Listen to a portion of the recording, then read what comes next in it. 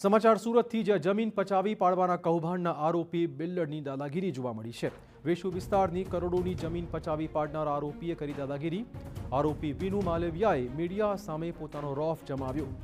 આરોપીએ મીડિયા કર્મચારીઓ વિરુદ્ધ કોર્ટમાં રજૂઆત કરવાની ધાકધમકી પણ આપી।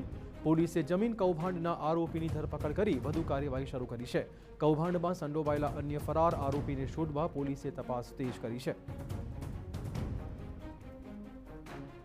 મેળવીને વાંચી લેવું એટલે ખોટી કોઈની બેઇજ્જતી થાય એવું હજી તો તપાસ ચાલે છે। તમારે મીડિયામાં છાપીને તમારે કરવાનું શું છે?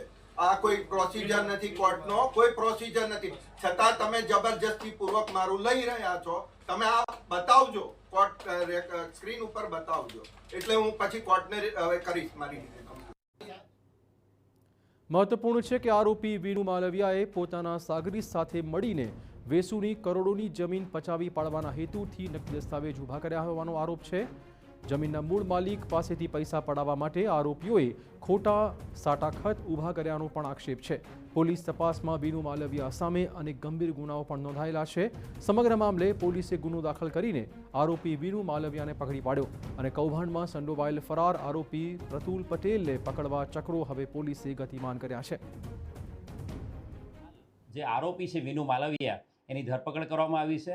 એને અરેસ્ટ કરીને આજે એના ફર્ધર રિમાન્ડની પ્રોસિજર કરવામાં આવી રહી છે। આરોપી વિનુ માલવિયાની સાથે સાથે આરોપી પ્રતુલ પટેલ, જે હાલ પોલીસ પકડથી દૂર છે, એને પકડવા માટે પણ પોલીસ પ્રયત્ન કરી રહી છે।